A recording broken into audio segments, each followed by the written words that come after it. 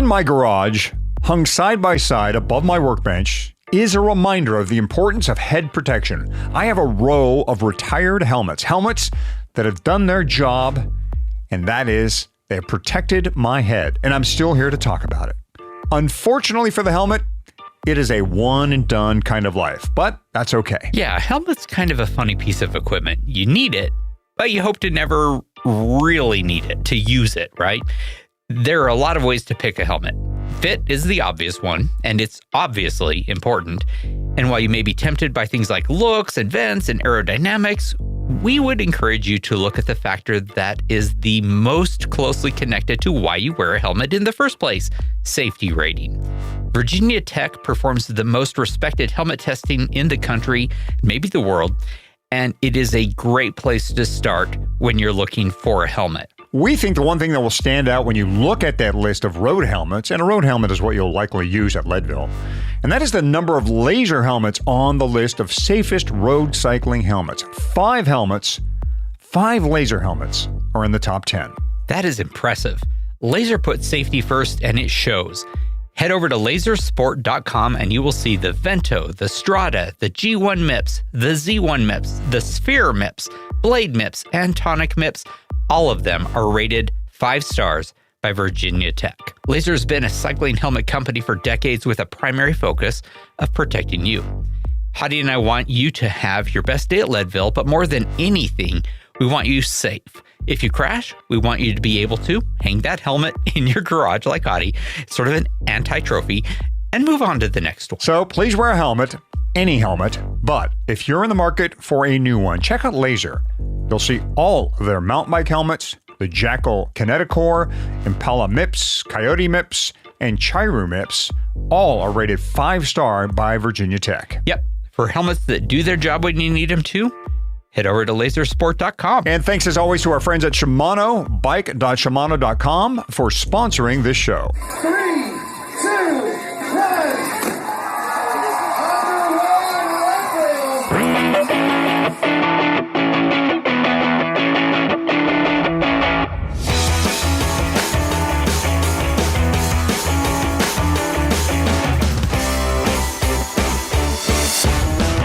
Leadville, the podcast for the 100-mile mountain bike race, presented by Shimano. It's season 5, episode 2 of the show that breaks down, builds up, gets you ready, and freaks you out for the highest, hardest one-day mountain bike race in the country.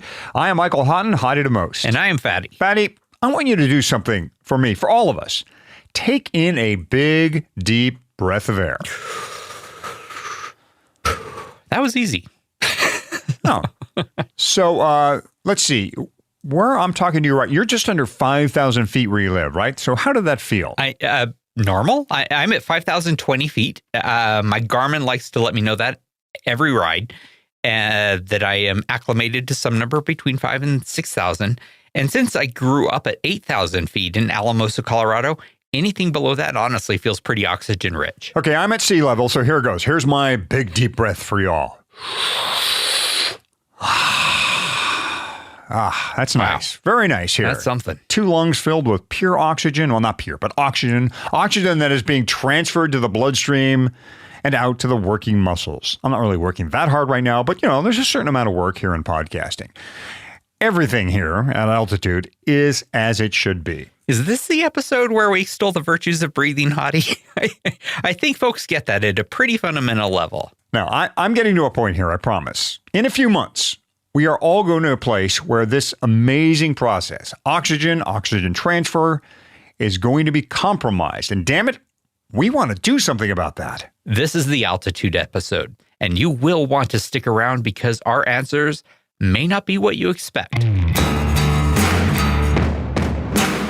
Hadi, I've done something I have never done before. I love the design of our Leadville podcast kit so much that I have actually bought and applied all new decals for my bike's frame and wheels to match our kit design. It looks pretty rad. This is a seriously just incredible looking kit, and one that definitely pops, which is a good thing when you've got a crew like me staring 1,000 yards down the course trying to pick you out of a field of thousands of racers. Yeah, it is a great looking kit and made with the Leadville 100 obviously in mind. There is a looser fitting Century kit. There's a close fitting version for skinny folks who want to stay aero. We've got bibs with pockets where you can stow your wrappers after fueling, arm warmers for that cold descent down the pavement early in the day.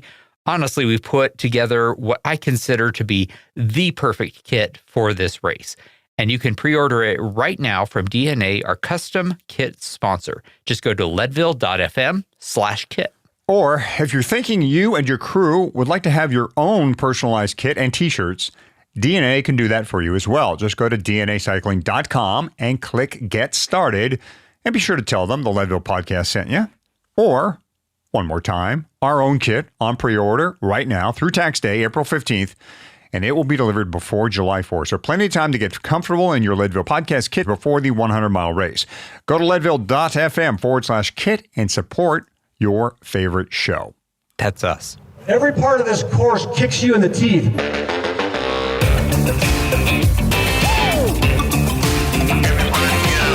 All right, this is the course where we are talking you through what you need to do to have the best possible day this August 13th, from the shotgun blast at 6th and Harrison to when you ride up the red carpet many hours later. Yeah, last time we covered qualifiers and whether getting into one corral or another matters.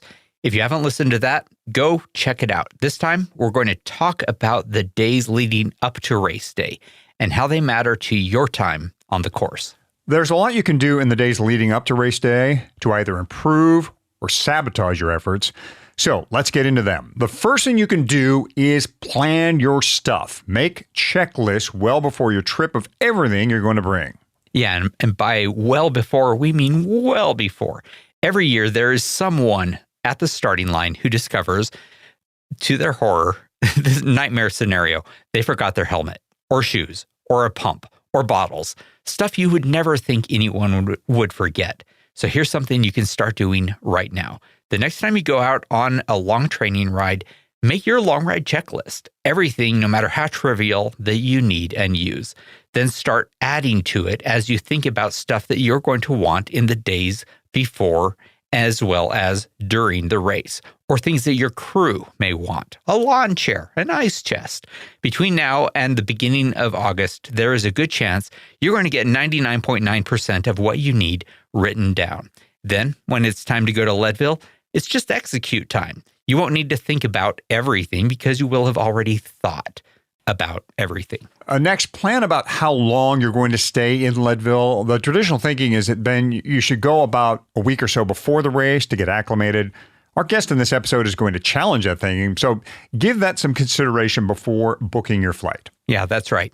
For what it's worth, I personally am giving myself 2 weeks in Leadville before the big race, arriving just in time for the stage race, and then we are sticking around and resting until the big day. And that brings us to where you're going to stay. If you're going to stay in Leadville just a day or two before the 100, really the simplest advice we can give is just try and find somewhere reasonably close. Yeah, the truth is, at this point, most hotel rooms, Airbnbs, Verbos in and near Leadville are reserved for the race, but you can find good places to stay in surrounding towns. Check Copper Mountain, Frisco, and my personal favorite, Breckenridge.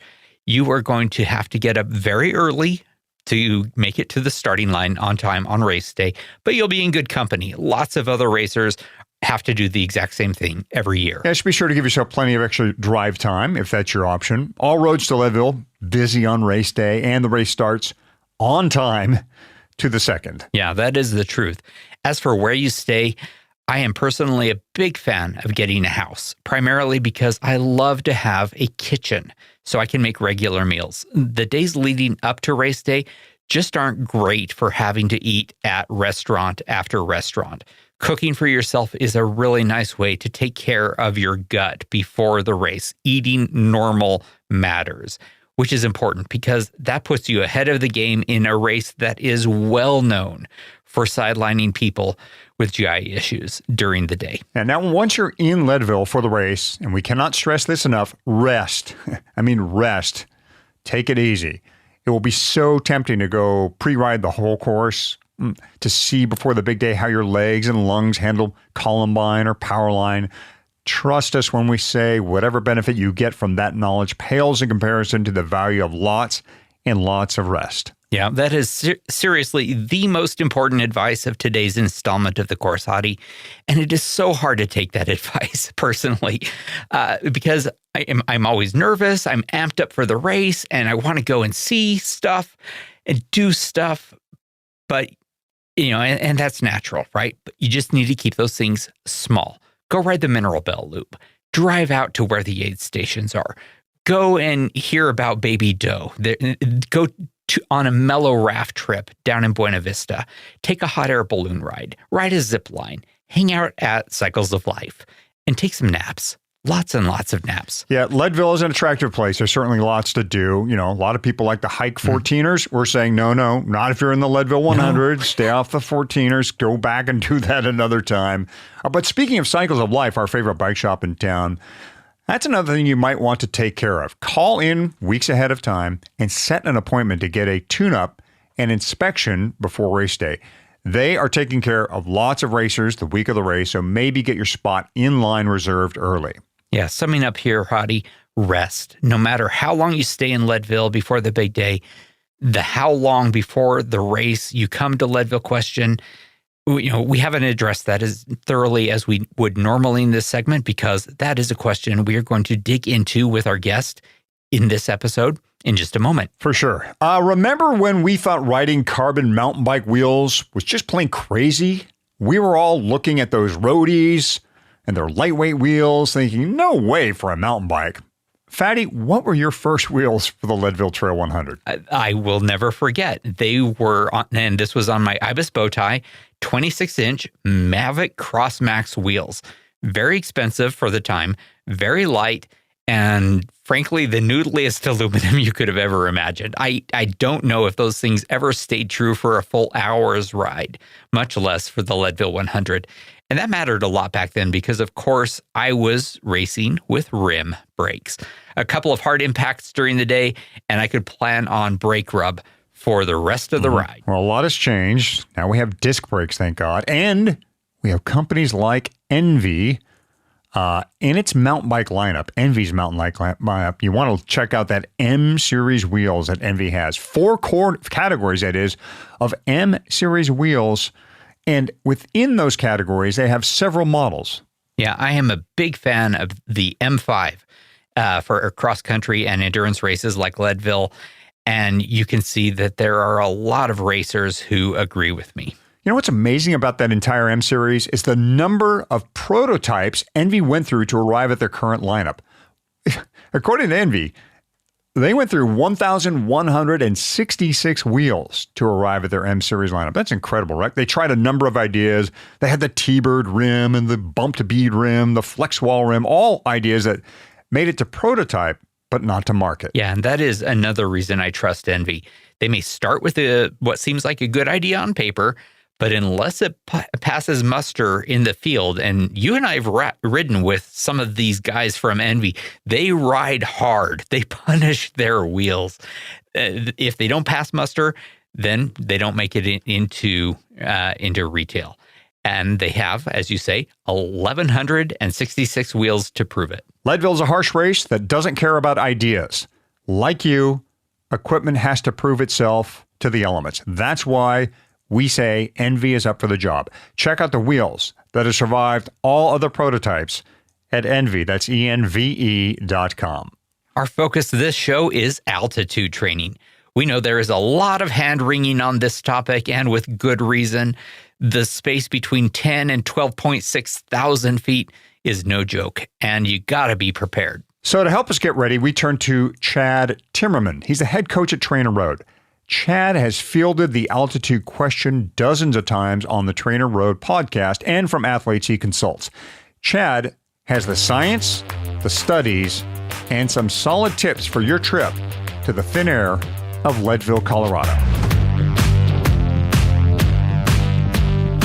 Again, we'd like to welcome to the show Chad Timmerman, TrainerRoad head coach, co-founder. He's also a USAC and USAT, that's T for triathlon, level 1 coach.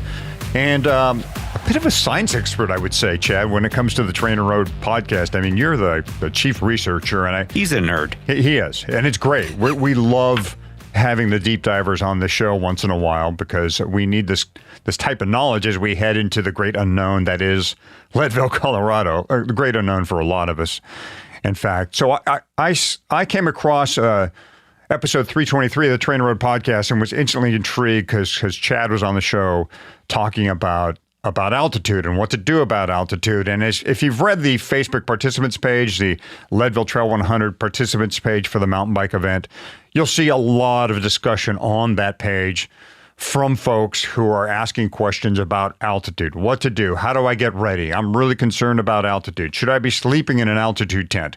A lot of, bona fide and legitimate questions there that need to be addressed.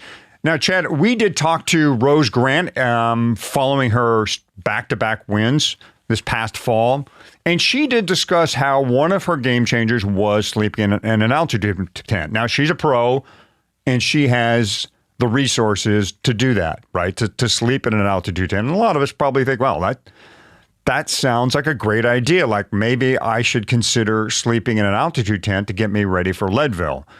Maybe we should also check on the prices of those altitude tents first and the tight sleeping quarters. But, it's a legitimate question. Like, well, maybe I should consider an altitude tent or going to altitude for training.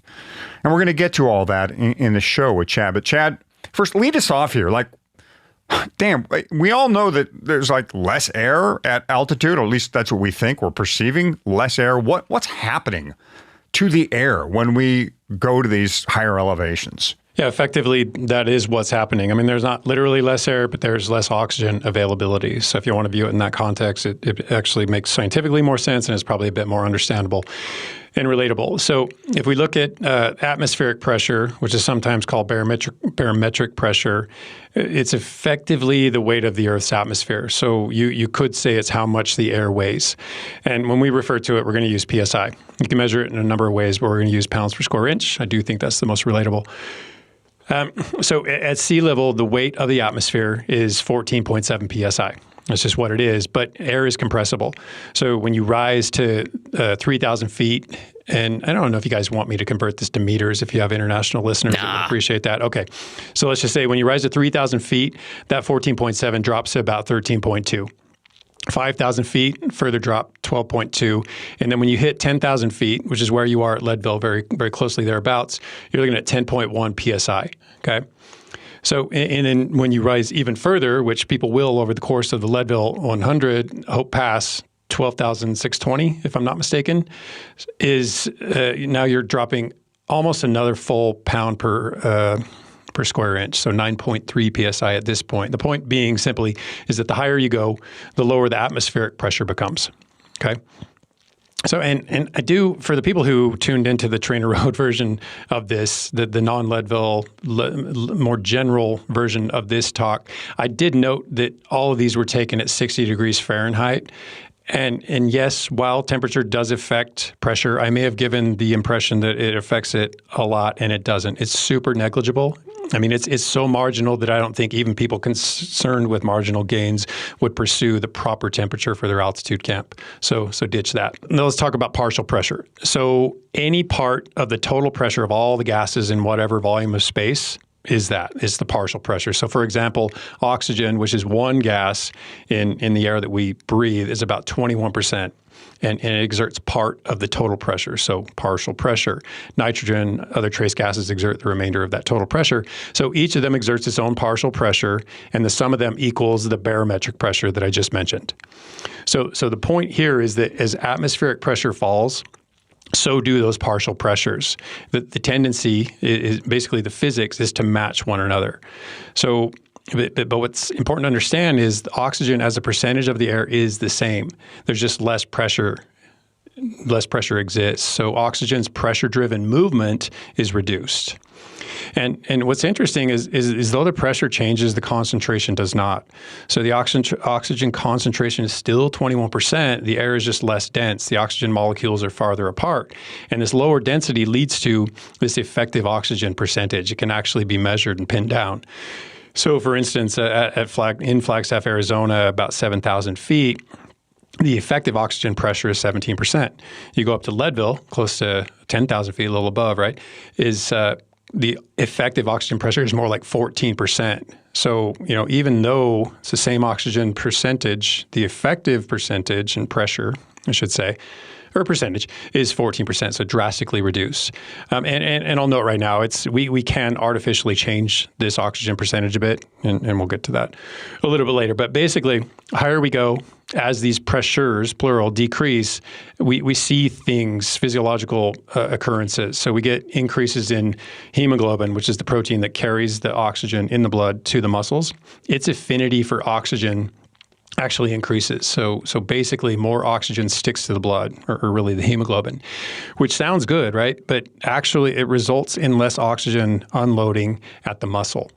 So put another way, we face less oxygen availability due to altitude. And that's why, we just concern ourselves less with what's in the air and what makes it to our muscles, okay? So as a result, we breathe more, our hearts beat more, because we have to push more blood to get the same oxygen we'd get at lower altitudes and lower pressures.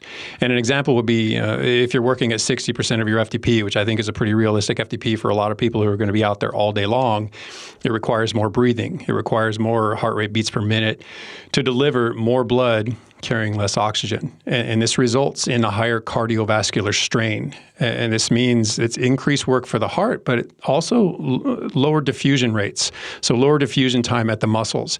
And this is the vascular aspect of that cardiovascular strain, because you may not consider it, but because the blood is moving faster, because there are more beats per minute, more blood pressure, that there's less time to offload the oxygen at the muscle. So the challenges just kind of creep up because of this change in pressure. So we hyperventilate, our heart rate goes up, we get less oxygen regardless, and our blood is less saturated with oxygen, and we can't do as much work aerobically, which is important because this is a highly aerobic event.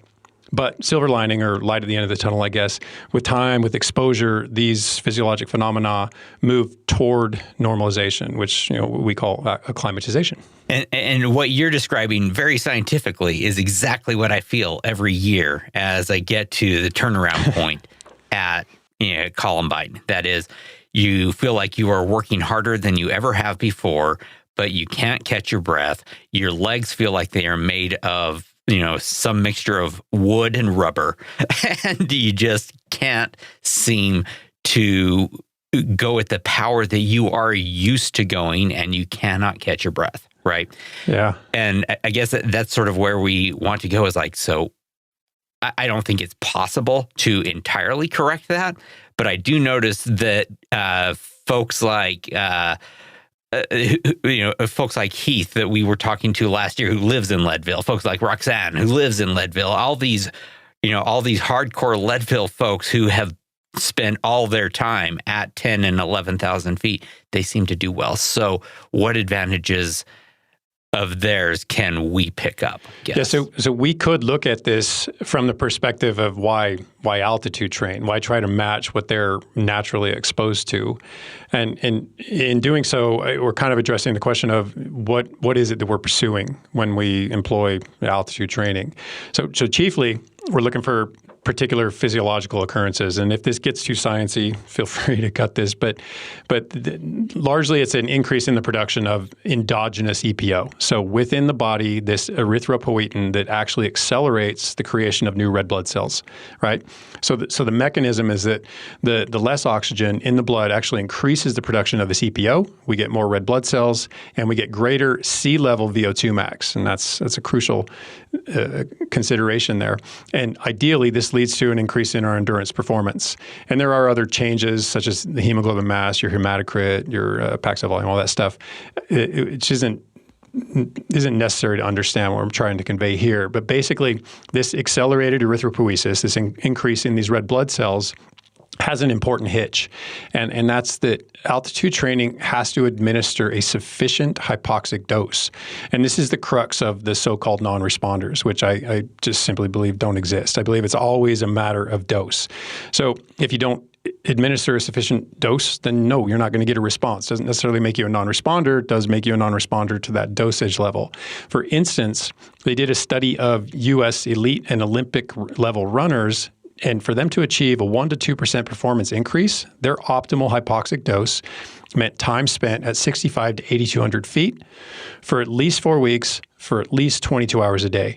And that's a massive stimulus, and all of this is what was necessary for a little 1% to 2% translation into performance improvements, which for them is massive, considering how narrow the competitive field is. But it's a huge commitment. So we also get things like I mentioned, hemoglobin concentration increases. That increases the oxygen carrying capacity. But this implies there's enough oxygen to carry. So we just talked about how the pressures change that. I think it's worth underscoring what you just said there, that in order to get a 1% to 2% improvement, they have to live, not just visit and spend 8 hours a day, but 22 plus hours a day. And I mean, the rest of the time would be commuting back. So you got to stay in Leadville for a month in order to have the advantage that the locals in Leadville have by living there, is kind of what I'm hearing, right? In the case of, I mean, these are high-level athletes. So for them to achieve a sufficient enough a stimulus, they have to go to these great extents. That may not apply to sub-elites and recreational athletes, and we'll kind of touch on that. Yeah. But so, and let me just run through these. We get these increases in blood volume, which is what I just described. There are changes in the heart. There are changes in the blood vessel, favorable all. Changes in the muscle, many changes in the muscle, but it's worth noting that all these things happen with consistent targeted endurance training. So for example, if you look for this, if you look at the increase in plasma volume that can happen with altitude training, with endurance training, it can increase within 24 hours and bump up to an additional 10% within anywhere from 1 to 4 days. And this isn't in the face of the uncontrollable dehydration that happens at altitude. Additionally, you can see a bump in your red blood cell volume. So those red blood cells that we want so dearly over 2 to 3 weeks of training consistency, up to, in some studies, 8 to 10% above baseline. So together, this translates to that sought-after boost in the overall blood volume that we're seeking with altitude training. And what's more, endurance training is far more sustainable and it's far more accessible. So spoiler alert, I tell you right now, don't put the cart before the horse. You're talking about endurance training at normal altitudes where most people live, right? They don't have to do anything but train in their backyard more than likely. And you can start to see some of those adaptations that you would see if you went to altitude. I want to, just before we get too far away from what happens to the air as we go higher up, Chad, both Fatty and I have heard anecdotally and from a scientist about kind of this break point, as you're going up Columbine, and it's different for athletes. This level, they'll reach a level, say 11,000 feet, and suddenly they will shoot to the moon. They'll see their heart rate jump dramatically, and they can almost get it to the foot. I think, Fatty, you know exactly where it happens to you, where suddenly you're struggling because it's Leadville, but then you're really struggling because you cross this imaginary line. Do you know anything about this, Chad? Can you put any explanation behind that? Honestly, I think that comes down to pacing. So, I mean, a certain amount of power requires a certain amount of oxygen, and if you exceed that amount of power output because you're just set on maintaining it because that's what your capabilities are at lower altitudes, then this is exactly what's going to happen. So I do think it comes down to pacing, and it's a tough thing to navigate. I mean, it's not as though you're going to do this entire race at 10,000 feet. Then you're going to be at 11,000, then 12, then 13 and 14, or 12.5, I guess, ish. And then you're going to come back down. So it's an ever-changing thing, which, I mean, underscores the importance of paying attention to different metrics, to recognizing that your heart rate and your power output aren't the most trustworthy metrics in situations such as these. I mean, they can still be utilized, heart rate less so, but power for sure, but you have to make certain pacing accommodations. And I'm happy to elaborate on that. I have a whole section on pacing carved out. I wouldn't mind jumping to that just for a second, because this is something that has been such an important, has become so important to so many of us. We always have our device, whatever brand it is, that is reporting to us in real time what your current heart rate is, what your current output is. And we've trained with that. Honestly, those of us who've been fans of TrainerRoad have become very data reliant. And then we're racing in Leadville, and suddenly our numbers are in places that we simply don't comprehend. And doing the things we normally do that will help us get back into our power band, so to speak, aren't working. So I guess my question that I'm, working my way toward is, when you were racing in Leadville and you were between 9,000 and 12,500, in altitude, so it's changing all the time, to what value is there in knowing what your current power is, in knowing what your current heart rate is? Should we care about that, or are those just things that are going to that are giving us information that is not valuable in context? Sure, and I think heart rate may fall into that category that you just described. I'm not sure what the utility is with heart rate at that point, because even if you do nail it down and you look at it in training, and maybe you've traveled to elevation and you've seen what heart rate response is, it's still not the most consistently reliable metric. So if you're going to make use of heart rate, man, I still would always in cases like these defer to RPE. And then if you're going to use power, let me provide some information on that. But let me say before I get to that, when it comes to Leadville, whether you're sea level, whatever your level of sea level adaptation, your acclimatization, anything that you do prior to it, it doesn't matter if you don't recognize the fact that you're still limited by less oxygen at the muscle. It's just not there. This is something that's out of your control. And at best, you can marginally impact it.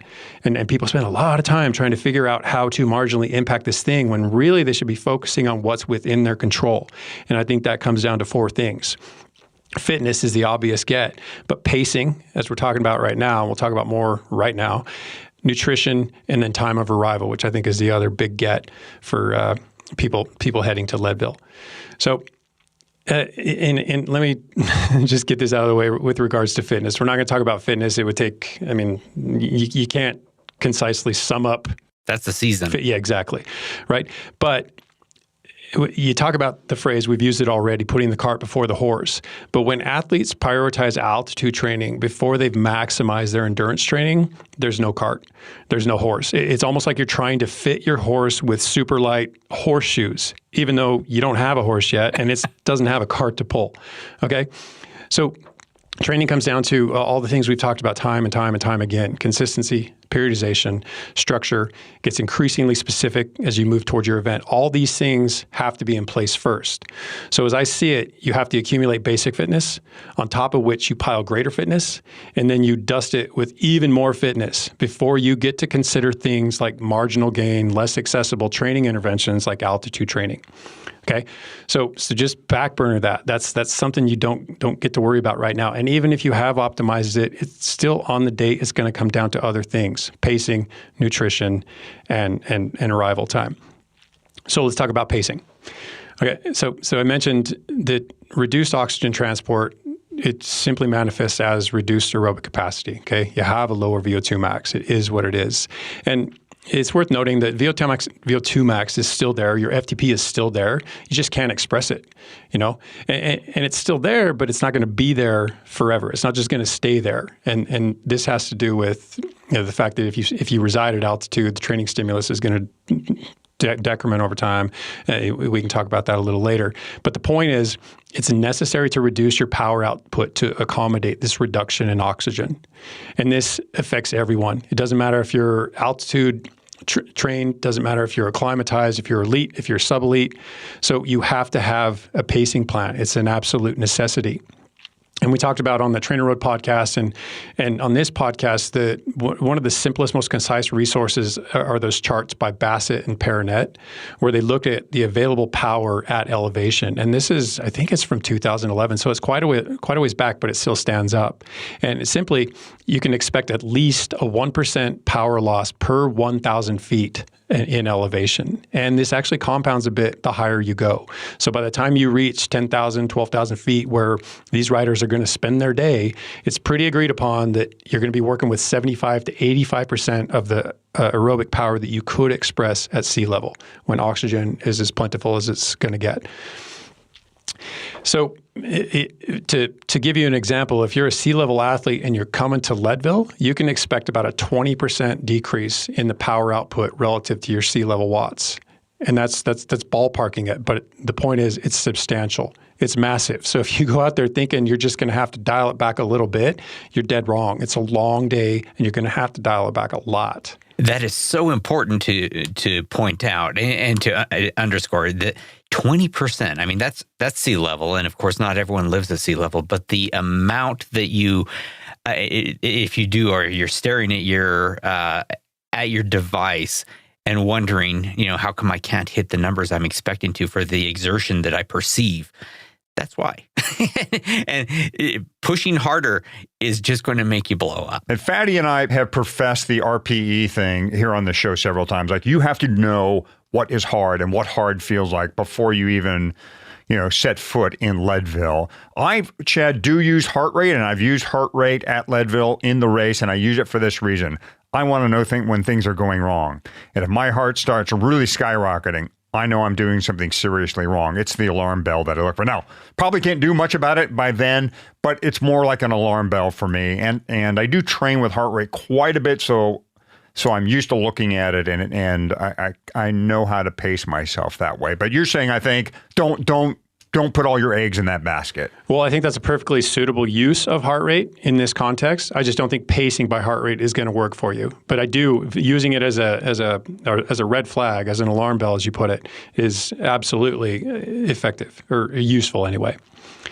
I do kind of want to draw attention to one thing that people get super concerned with acclimatizing to altitude at Leadville, but with respect to the Perrinet and Bassett charts, they do point out, at least I think on the Bassett side of things, he pointed out the differences between acclimatized and non-acclimatized athletes, and it really came down to about a 1% to 3% difference. So acclimatization via a couple weeks in Leadville is like, so many people think that that's an absolute necessity, but the fact is you could be dedicating excessive resources, and I'm talking financial, physical, psychological, and it might not be merited unless you're a top performer, unless you're someone who can actually benefit from marginal gains, who can actually achieve those marginal gains and put them to good end. So we'll talk more about acclimatization later and what the potential benefits are, but it doesn't amount to a heck of a lot. Not so much that people need to lose sleep over it. Well, why not? Let's talk about it right now. Let's crack that egg and see what we come up with. I mean, we'll say for the premise of this discussion, we've done everything at sea level we can do, and we are as good as we can be. Walk us through what I see are the three ways you can try and acclimatize. You've got the train low, sleep high, which is your altitude tent, or if you have the ability to run down to sea level and do your intervals and then sleep high in a cabin somewhere, good for you. There's a train high, sleep high, so that's basically living in Leadville for a month or more. And then to train low, sleep low, which is I think what we've been talking about already, your basic style training. Walk us through these various ways we can try and quote unquote altitude train. Yeah, so I'll cut to the chase too. I got a lot of detail, but I'll tell you there's efficacy to all of them. So there's no one, there might be this is the best way, but man, all of them work to some extent. So with the altitude primer in mind that we talked about a minute ago, we know that we can affect both the pressure and the concentration. And you also know that we can do this naturally or artificially. So artificially, we can simulate this. You can use tents, houses, offices. All these things are referred to as hypoxicators. And this is where we can change. You can change the pressure, but typically people just concern themselves with the percentage of oxygen. Okay, or of course you can spend time at different altitudes. You can do this naturally or terrestrially, and between these two things, you can achieve all those combinations of those three letters, of the LTH letters, all the different ways you can mix and mash them up. This is attainable. It's out there. There was a particular study where they looked at just the enhancement of power output, and they looked at so many protocols, and they pinned it down to very likely changes with live high, train low. Likely train as long as it was administered intermittently. Likely changes with a different form of live high, train low. And then I should say, if you're not familiar with the whole live high, train low, the idea here is to train in an oxygen-rich environment at or as close to sea level as you can get, and then you sleep or recover at altitude. And this is geographically challenging, so this is why simulation kind of enters into it, and then you can create those environments without actually going to there. So back on track, it's possible with artificial and long live high, train low. So what I'm getting at here is that the whole live high, train low, it does have quite a basis for, it has proven itself as the reigning king, but other forms, the live low, train high, the live high, train high, which it was a particularly interesting one. So you're at altitude and you're training at altitude, and what they noticed, or what has been noticed in the research, is you get enhanced power about 2.5 days in, but then you get impaired power 5 days in, and then at 17 days in, you get enhanced power again. But then at 33 days in, you're impaired again. And what I found really interesting about this is it really closely aligns, or nicely aligns anyway, with what we know. Close to arrival, the effects haven't set in. A few days in, you're in the throes of adjustment, and it's hell. A few weeks in, you've acclimatized, and you're back basically on track. The oxygen percentage is still what it is, but you're acclimatized.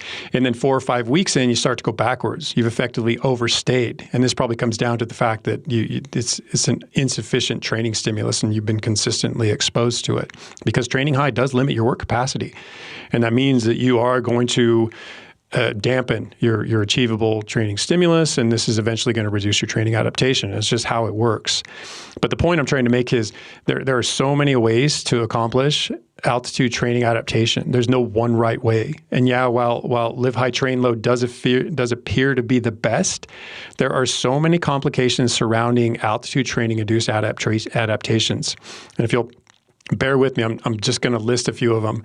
What's the altitude or the hypoxic dose? Is it natural? Is it stimulated? What's the duration, the number of days you're going to be there? What's the exposure over the course of those days? How many hours per day? What was your pre-exposure physiology? What's your training background? What is the training stimulus you're going to face while you're there? What's your sleep quality, which will largely tie to the adaptive process while you're there? What's the speed of ascent? Are you coming straight from sea level up to, or are you going to stop at 5,000, 7,000 over the days leading into it? EPO production is a subjective thing. And as we'll discuss, the timing of the competition relative to your altitude training, or relative to if you did altitude training, and where you're going to reside in the meantime. There's no formula, there's no tried and true instructions. So my point is this is a complex endeavor, and I want to make it clear, I'm not trying to dissuade anyone from engaging in altitude training so much as open their eyes to what they're getting into. It's a rather complex affair. Yeah, it sounds like there's an easier ways of the means here. Again, we want to say with a big exclamation point, folks, and that is just get your basic fitness down first. And again, like we said earlier in the show, you can do that in your backyard. Like get the 90% gain you're going to get and do a great job at that first. And then maybe start thinking about this other stuff, although there's probably other marginal gains you could be chasing with equipment or bike handling or other things that are going to make your day great out there, as opposed to chasing down an altitude 10 or going up and down to an altitude camp or something like that, which, Chad, as you know, these all bring in crazy variables, things that can trip you up along the way. Sickness, poor sleep, a lot of cost out of pocket. Yeah, and you said 90% of the way via your training. I'd quantify it at higher than 95, 96, 97. I mean, when we get into marginal gains, they are in fact marginal. So, most of the benefits you're going to achieve are going to come from just good old fashioned, put your head down and train hard sort of stuff. And of course, recover well, sleep well, do all the things that will be challenged if you want to layer on altitude training, because I think it's also easy to lose sight of the fact, and we talk about heat acclimatization or heat acclimation, that these other stressors you may not view them as training stress, but they are training stress. They're tied to training and they are stressful. So when you pile one thing on top of the next, you have all your endurance training, and then maybe you're also doing strength training. Maybe you're also doing heat training. And now you're going to pile altitude training on top of that. You have to recognize not only is that more stress and can that lead to unfavorable consequences, but it could also come at the expense of better things you could be doing. Regular training, keeping your consistency high, not missing workouts because you're completely wasted because for whatever reason you did a 5-day altitude camp or whatever. But there are give and takes. There are trade-offs, and doing one thing can come at the expense of doing something, and often that something, at least in this case, could be more productive. I mean, the headline for that really is the good news for our listeners, which is wherever you are is a good place to train for the Leadville 100. That's absolutely accurate. Yeah. Right. And honestly, the things that I think every racer and everyone who crews for racers experiences when they first get to Leadville 100 is it is harder to recover for a while. It is, Hadi, you and I have talked about this before. Getting a good night's sleep the first couple or few days that you are in Leadville is a pretty rare thing. You can be completely exhausted and feel like it is time to go to sleep, but you have a restless night when you are getting accustomed to that altitude. I don't know. Is that something you've noticed before? Yeah, Chad? I've noticed it, and the science supports it. So, even when I was staying there and I wasn't racing, I had these same issues. It is because sleep is hit on both sides of it. There's the acute and there's the chronic disruptions. So both the quality and the quantity suffer initially. Fortunately, the quality seems to stabilize pretty quickly. So a couple days and you start to sleep better, but the quantity takes a bit longer. So, and what's interesting, if you are in this fortunate position, is that the stabilization of your sleep patterns occurs more rapidly with greater familiarity to altitude. So for the people who live up there or have at least been exposed to it for long periods of time, natives of other high altitude locales, this happens more quickly. It's like anything. You get better with practice, right? Yeah, for sure. Yeah, and you learn to tune down the nuisances and the things that may affect your sleep. So like if you are sleeping in a tent and you have to get used to that noise, that's another thing, and just another limitation of simulated altitude training. Sleeping in a tent does not make for the best sleep. So you're basically robbing Peter to pay Paul in this case, right? Yeah, absolutely. So a question on what you can do, because I think the recovery piece is something that each of us has to figure out, for not just for Leadville, but for any races. You're in an unfamiliar place, recovering and resting, good night's sleep a couple nights before the race. Those are all super important to how you do. Bad recovery can disrupt all the rest of the preparation you do. Are there tips that you would have for whether you get there early or a couple of weeks or whatever you have, for being able to be as rested and ready for day of that you could have? Yeah, that particular end of this discussion, your arrival time in Leadville, was one that we covered a ton and thought about a ton. And I know we'll get to this. I actually do have a fair amount of information on timing your arrival in Leadville. And I realize it's not always up to you. So take all this with a grain of salt, and I'll try to offer some general takeaways at the conclusion here. But so we know it takes, 1 to 3 weeks to acclimatize for altitude's effects to normalize. But this does not equate to a return to baseline or sea level capabilities. You got to be clear on that. It's not like you spend 1 to 3 weeks there and boom, you're right as rain, your sea level performance is reinstated. That's not how it works. We're still working with less oxygen availability to the body. Your muscles still have less access to it. It is what it is. But what's occurring each step of the way? And this is one of those other shining aspects of the adaptive process is it's not just it starts on day, or you go from day 1 to day 10 and you're adapted. Stuff is happening over the entire course of that 10-day, 14-day, 21-day span. And one study that I found particularly encouraged looked at shorter term exposure and how it can carry similar adaptive effects. And this was only over the course of 45 hours. So we're not even talking 2 full days. And they tested the subjects at 2,000 feet, so 2,000 feet, and they spent somewhere between 1 and 3 hours at 10,500 feet, very relatable altitude, and then they tested them again, and then after 45 hours, they tested them one more time, still having stayed at that elevation, and they looked at their anaerobic power, 30 seconds, their combination power, if you will, 300 seconds or 5 minutes, and then their 50-minute power, so distinctly aerobic power. And as you might expect, the anaerobic cycling performance basically stayed the same. 30-second power didn't significantly change, but the aerobic cycling tanked on day 1 up at that 10,500 feet. And both their 5-minute power dropped 12%, and their 50-minute power dropped 11.3% in this study. But what's encouraging is that by day 3, and they call it day 3, but we're talking 45 hours in, so not even 2 full days in, that 50-minute cycling performance improved 6%, which translates to a 50% recovery of that initial loss. So the point is, just over 45 hours, aerobic performance was already on the rebound. I mean, we do know full recovery comes, 1 to 3 weeks in, but in the interim, stuff is still going on. So for those people who have to arrive a couple days before, and I think this is common with packet pickup, they may not be as badly hampered as they think they will come race day. I think the folks who get the short end are the people like Thaddy and I, who like to make a vacation out of Leadville. We get there a week before. And so, I mean, arguably, we are starting to recover and get back what we had lost initially by showing up in Leadville. But maybe not. We may just be getting more tired too, right? I mean, that's a gray area, it feels like, a week out. Yeah, because, who knows what your rate of acclimatization is. I mean, maybe you are a sea level dweller who's never been exposed to this. Maybe you live at 5,000 or 7,000 feet and it's going to happen more rapidly. I mean, again, there's so much subjectivity to it. And I mean, there's a genetic component. There's just all the things I listed, your training history,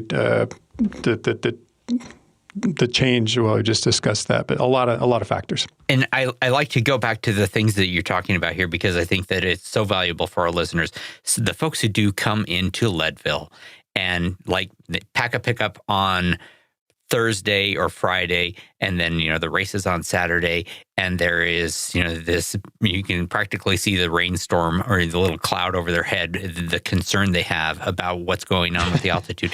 It sounds like, that is honestly not something that they should be fretting about.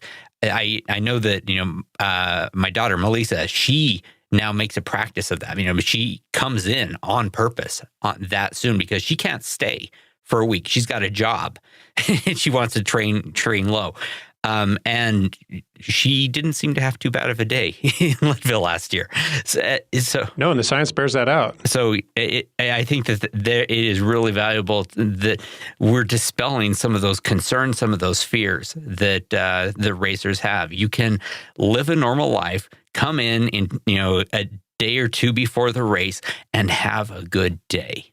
Your die is not cast for a bad day up, at altitude, because you have to live according to the constraints that you have. No, that's exactly right. I mean, and if we can believe the comparison between Bassett's acclimatized and non-acclimatized, it's subtle anyway. So even if you don't get there and you don't get acclimatized, it's not going to be this huge impact on your performance. I mean, maybe that's of concern if you're amongst the fastest or some narrow set of competitors, and that could be your meaningful difference between them. But for most people, that slight decrement that they'll face by not being acclimatized is not something that's going to going to ruin your day, it probably won't even be a noticeable impact. What will be noticeable is if you poorly pace it, if you get your nutrition wrong, if you if you haven't done sufficient training. The things that are going to be a problem no matter what altitude you live or acclimate at. Exactly. So let's circle back to some things that we can do that don't involve all these hassles of altitude training, the expensive altitude training. And that is, again, we're just going to repeat it. This is the third time. Base training, right? Long, slow distance. Let's get those red blood cells working. Let's get vasodilation. Let's get that mitochondria trained. Prepare yourself for this beast of a day. Not only that, you're gonna need endurance for the event. I would think if I were involved in the TrainerRoad program, I'm going to see a lot of sweet spot training. I would imagine, I'm taking a leap here, that's what you folks would probably prescribe in that type of training plan for a Leadville type race. If I'm wrong, tell me so, Chad. And then third, what I really want, my question here is, what about VO2 max? Since VO2 max are anaerobic power, we're talking about anaerobic, meaning without oxygen. We're talking about going to a place that has less oxygen. Is anaerobic work in your lead up to Leadville, is there enough of a payoff there to make it part of your training plan? Yes and no. No, in the respect that if you focus on true anaerobic work, and I think this is a distinction that a lot of people don't understand, and I'd like them to. Focusing on anaerobic adaptation, so trying to improve your anaerobic work capacity, is a really specific form of training, and you won't see a heck of a lot of it in our training plans until you specialize and you're one of those athletes who distinctly needs that type of power. Everything else, you may see anaerobic repeats and think, oh, this is an anaerobic workout. I'm an aerobic athlete. Why am I even chasing these ends? It's because when you change the format of an ostensibly anaerobic workout, it becomes increasingly or hugely aerobic. And what springs to mind are microbursts. I mean, you're working at 150% of your threshold, which is very clearly anaerobic, but you're doing it for short bursts with short recoveries, and you're repeating them over and over and over.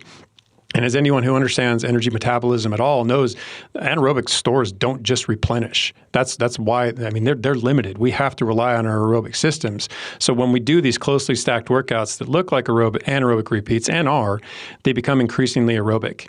Because again, we're outpacing the anaerobic resources. The aerobic system has to pick up the slack. And in doing so, we're deriving an enormous aerobic stimulus. So it may look like anaerobic work, and to a degree it is, but the stimulus we achieve, that we obtain from it, is aerobic in nature. So you do work that doesn't look like it should translate to an all-day pace, an all-day effort at something like Leadville, when it totally does. Anything that builds your aerobic capacity, and just about anything can be steered to do that when it comes to endurance training, is going to benefit you aerobically. And I've also, and this you might have the same answer for this. We've seen a lot of discussion, a lot of literature about polarized training, where you either go really hard or everything else is a recovery day. Same answer for that, like kind of steer away from the polarized training and again, go back to the good old tried and true stuff? Yeah, I mean, polarized, if you really look at it, it's a contentious topic, and I'm always hesitant to dip my toes in those waters, but it is traditional in nature. I mean, this is why elites have succeeded as well as they have. They do a ton of volume, so it's obvious that most of their work's going to be easy. The work that carries a lot of heft, a lot of impact, is the high intensity work, and just naturally this is what comes about. It's not this intentional, I need to break my training into super easy and super hard and nothing in between, because there's so much science, so much research, so much anecdote, so much evidence that pyramidal training, doing, wide base and then a little bit of stuff in the middle and then a little bit of the stuff at the top sort of approach is hugely effective. I mean, it's like altitude training. There's no one right way. There are a lot of ways that work. You just have to find, honestly, I think you just have to find the way that motivates you most, that keeps you most consistent, and just trust it past that point. And can you elaborate a little more on heat training? That seems to be at least what I've heard and read, a good substitute for anybody who's going to go to an extreme environment like a high place like Leadville. Have you folks thought about, looked at heat training? Do you prescribe it to your athletes? I'm kind of putting this together in my head just now, but there is, one of the upsides of heat training is an increase in plasma volume. And one of the downsides to exposure to altitude is a decrease in plasma volume. So there might be something there that kind of balances those things out. I don't think it's going to work that tidily, because with those decreases in plasma volume that come as a result of the high cold air, the less oxygen density, it's been demonstrated that you can't correct it with improved hydration. So definitely stay on top of your hydration. I'm not saying dehydrate, don't worry about it, but no matter how well you hydrate, you're still going to see those drops in plasma volume. So I don't know if coming into it kind of front loaded with an increase in plasma volume can ameliorate that a bit. There's a good chance it will, and I do think Nathan Townsend has done some work on that particular combination of effects, but because it hasn't achieved the limelight, I want to believe that maybe there wasn't anything there, or didn't have enough statistical significance. I don't know. I can't say. We could dig back into the archives. I've either season 1 or season 2 of this show, and actually Jonathan Lee did talk with us about that a little bit, about heat training. So something worth going back to on that. It's beneficial, and it does benefit your aerobic performance. So there is an upside to it. But in combination with altitude training and your endurance training, potential strength training, I'm not sure the juice is worth the squeeze. I want to break from this very heady, very analytic view we've had, maybe it's just analytic in a different way, because you've been to the race a couple of times. I know you were there crewing for Nate and crewing for Jonathan, and you've been on the course and seen racers racing, some that you're very close to, and seen, of course, the entire mass of 1,800 people go up and back. As someone who is a true student of everything you see, what did you notice perhaps that our listeners might be able to take advantage of just for during race day? With respect to crewing, that was just something, I just figured I would go out there and it'd be easy enough. And I would just, slap some gels in this pocket, pull wrappers out of this pocket, and pat Nate on the butt and send him on his way. And really, it did not go that smoothly. He comes in, he's frantic, he's wound up. I think if there's anything you can do to impart a sense of calm to the racers as they come through, and to remind them that even just a minute versus 30 seconds can do wonders for their mental space, their mental state, to do whatever you can to be positive, be encouraging, but help them slow down for just a second, talk to them, let them take their focus off of the race just long enough to get a little distance on it and feel a little refreshed heading back into it. And part of that comes from how organized you are as a crew. Because if I'm floundering, that doesn't send him that chill out, buddy, relax for a minute sort of message. But when as it went on and I did it more times, and I did it the next time, I got more dialed, and it was, gels in a pocket, wrappers out, swap camelbacks, everything was fluid.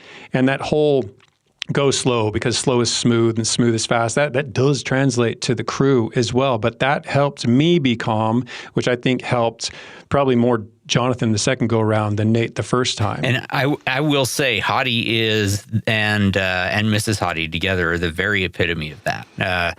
Really? They're an extremely efficient, put together crew, and you feel like the race is going right when you pull in and they take care of you and send you on your way. And it is,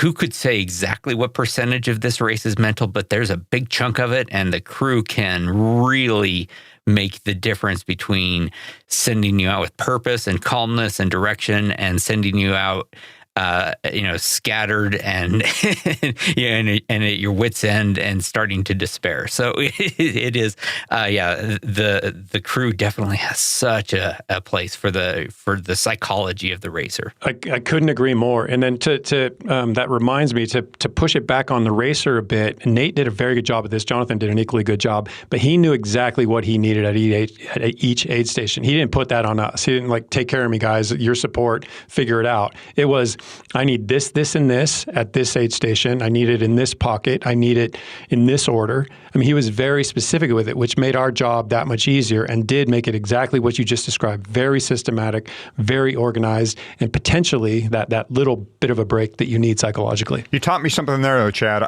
I've tried to do this, but I think I'm going to work even harder next time I'm in the crew area at being calm, at exuding, a sense of level-headedness, and that everything's in control here. So when Fatty comes in, and Fatty of the family, is a bit more frantic than the rest of them. Sure. Asking for times and who's this and where's that. And I'm going to try to get him to calm down even a bit more. So great sound advice about being in those feed zones. Now, let's get to TrainerRoad real quick before we wrap this thing up. TrainerRoad has something fairly new. I don't know if it's a year old by now, but something you guys are calling adaptive training. Tell us about adaptive training real quick, and if you can, put it in the context of the Leadville Racer. So it's going to sound like an ad, but we're basically looking to serve the right workout at the right time every time. It's just that simple. And we do this via data accumulation. So every bit of information we can get on you, where it comes from, whether it's via TrainerRoad or Strava or Garmin, it all enters, basically just this wad of information that we have in a person that we can steer machine learning at in order to prescribe what's necessary, what the body can accommodate, based on all the things we've learned from this information.